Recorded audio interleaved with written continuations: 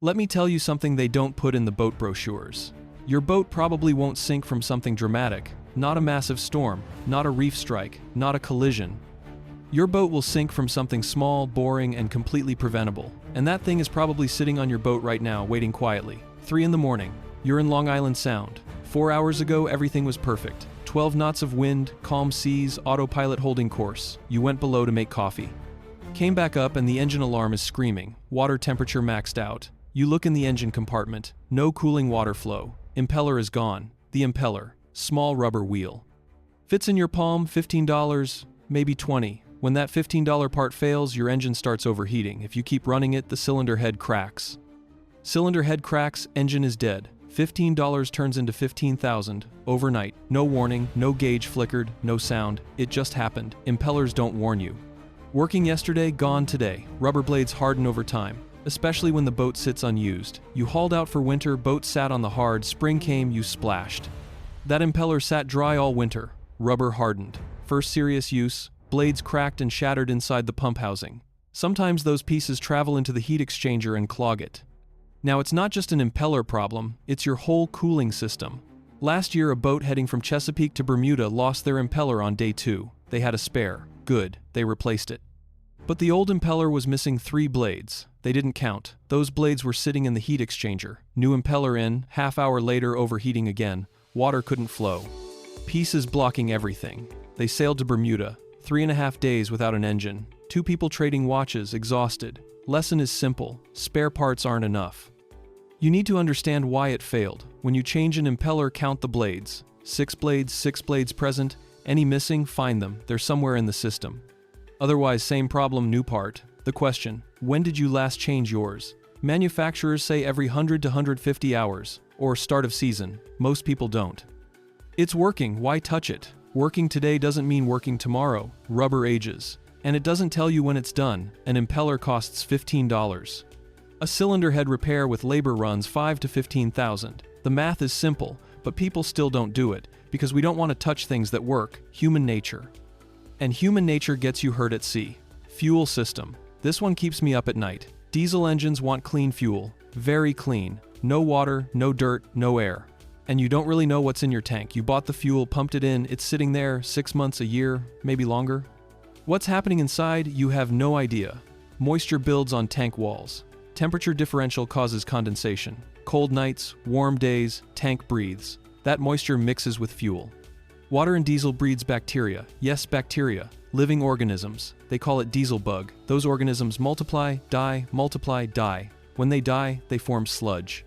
Brown, sticky, ugly stuff. That sludge goes to your fuel filter, clogs it. Filter clogs, engine can't get fuel, engine starves and dies. And it happens when you least expect it. Because the sludge settles at the tank bottom. Fuel pickup is higher, sludge stays down, engine runs, everything seems fine. Then one day the sea picks up a bit. Boat rolls. That rolling stirs up the sludge at the bottom. Sludge mixes with fuel. Fuel goes to filter. Engine stops, right when the weather gets rough, right when you need the engine most. I've seen this constantly, especially on the Intracoastal, boats heading south from Cape May. Northern boat ran fine all summer, now doing the fall migration south. Engine starts coughing. Dies. They change the filter. Engine runs. Hour later, dies again. New filter already clogged. Because the problem isn't the filter, it's the tank. Years of build-up, finger-thick layer of sludge nobody knew about. One filter can't fix that. Look at insurance reports. Fuel system failure is one of the most common engine problems. All preventable. Every single one. When did you last have your tank cleaned? Most people never have. Bought the boat, use it, some don't even know where the tank access is. Tank cleaning isn't hard work, isn't expensive work, but nobody does it, because the engine runs, until it doesn't. Question for you, how many fuel filters on your boat? Primary filter, raker or similar with water separator and sight glass, secondary filter on the engine, both, and spares on board, how many? Offshore fuel filters are critical. Cheap, small, life-saving. Most boats carry one spare. One. When your tank turns out to be contaminated, one isn't enough. You might need to change hourly. Carry at least 3. I carry 5, and a filter wrench. Because removing that filter by hand when it's hot and slippery and you're frustrated is not something you want. And watch where you fuel up. High-traffic marinas, old pumps, poorly maintained facilities. You don't know when their tanks were last cleaned. Sometimes the cheapest fuel costs you the most. Pay a little more, buy from places you trust, filter if possible, and after every fill-up check your water separator. Takes 2 minutes. 2 minutes. Electrical systems. I don't know a single boat owner who hasn't dealt with electrical problems. Universal experience, usually it's nothing big. Terminal, connection, fuse, ground wire, small stuff. But small electrical problems lead to big consequences, because your electrical system connects to everything.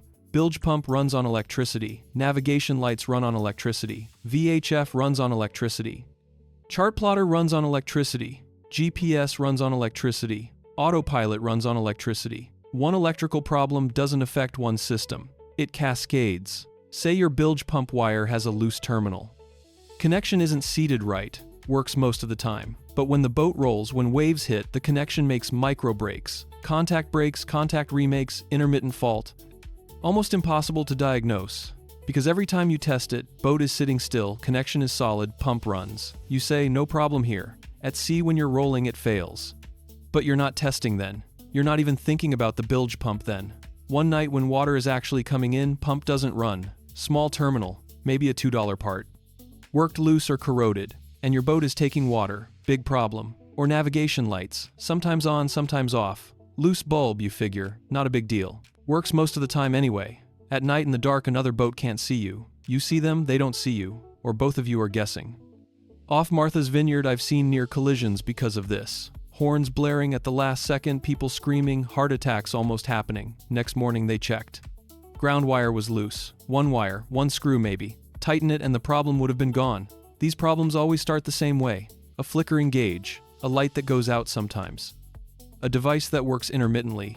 And you say, probably nothing, I'll look at it later. Later means learning at sea, and the sea is a harsh teacher, grades hard. Understand your electrical system. Learn the wire runs, check terminals, corrosion, greenish buildup, looseness, know your fuses, which fuse protects what. When one blows, do you have spares?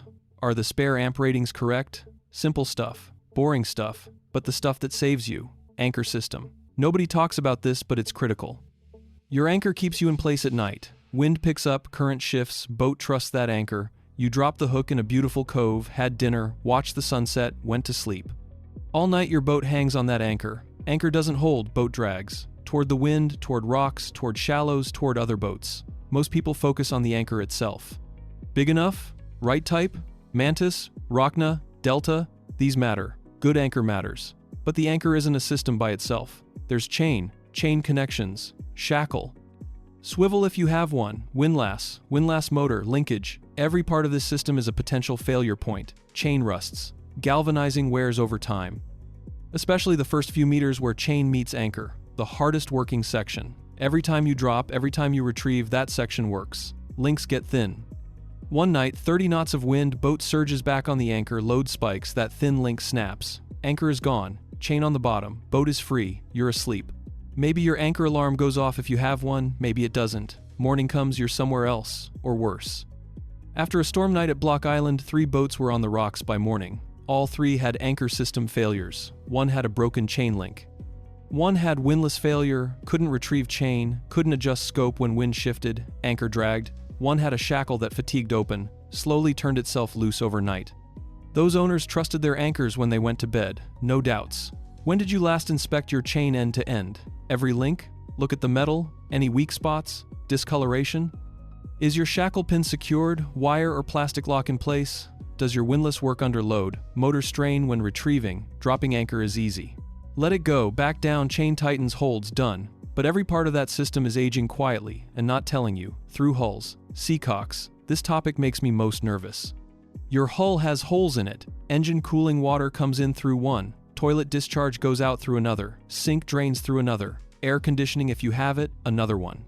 Each hole has a valve around it. We call it a seacock. Valve open, water can pass. Valve closed, water can't. And after that valve, there's a hose, and clamps holding that hose. Now think, what if that valve fails? What if that hose cracks? What if that clamp loosens? Ocean comes in, and it doesn't ask permission. Comes in fast, comes in steady, doesn't stop. Ever seen the inside of a seacock? Outside looks bronze, looks solid. But bronze in seawater can suffer galvanic corrosion. Eats from inside. Outside looks fine, inside pink and brittle. Pink bronze is bad bronze. One day you try to close that valve and it breaks in your hand. 2 pieces. Now you have an open hole in your hull. When did you last exercise your seacocks? Most people never touch them. Left open, leave them alone. Years pass, valve seizes, won't move anymore. Try to move it and it might crack. Regularly every month, open and close every seacock. Prevents seizing, catches problems early, and the hoses, rubber hoses harden over time, lose flexibility, cracks form. Seepage starts under the clamps. Check those clamps. Do they tighten? Are they corroded? On every connection below waterline, use double clamps. 2 clamps side by side. One loosens, the other holds. Paranoid? Maybe. But paranoid sailors don't sink boats, and tie a wooden plug next to each through hull. Tapered, soft wood, size to that hole. Hose blows off, valve breaks, you hammer that plug into the hole, water stops, buys you time. Oldest rule in sailing, still valid. Now let me talk about something I think is the most dangerous of all. Good weather. I'm serious. Extended good weather can get you killed. When everything goes perfectly for 3 months, you stop checking. Weather beautiful, sea calm, boat running, life good. You don't look in that hard-to-reach locker. You don't exercise the through hulls. You don't inspect the chain. You don't think about the impeller. You don't think about the fuel filter. Nothing is a problem, so you think about nothing. You get comfortable. Comfort is dangerous. Then one night the barometer drops. Wind comes from somewhere you didn't expect, faster than you expected. And everything you haven't looked at for 3 months introduces itself. That hardened impeller, that loaded fuel filter, that loose terminal, that fatigued chain link, all at once. Right when you're struggling. A long ocean passage is accelerated aging for a boat. 24 hours under sail, constant motion, constant load, constant salt water. A part that fails in 1 week at sea would take years to fail with weekend sailing. The ocean doesn't create problems, it reveals the ones already there, just speeds up the timeline. Everyone I've talked to who spends serious time offshore says some version of the same thing. Different words, same meaning. The boat doesn't owe you anything. Doesn't care that you paid for a survey. Doesn't care how much you spent 5 years ago. Doesn't care you replaced the rigging 8 years back. Boat only cares about physics, corrosion, fatigue, wear, loosening, all happening right now, every day, every hour, whether you're watching or not. People who come back from long passages aren't luckier. They're more suspicious. They check things when everything seems fine. They open things up when everything is working. They stay uneasy even when comfortable. They know the worst problems don't send warnings. They learned that the hard way. So they live as if the warning already came. It's that simple, really. You and the boat, an agreement. And that agreement only works if you never fully trust it. Not because the boat is bad, not because it's unreliable, because the ocean doesn't forgive the things you didn't look at. Look at the small stuff. Look at the boring stuff. Look at the things nobody wants to talk about, because those things, right when you stop looking, they remind you they exist. And that reminder isn't gentle.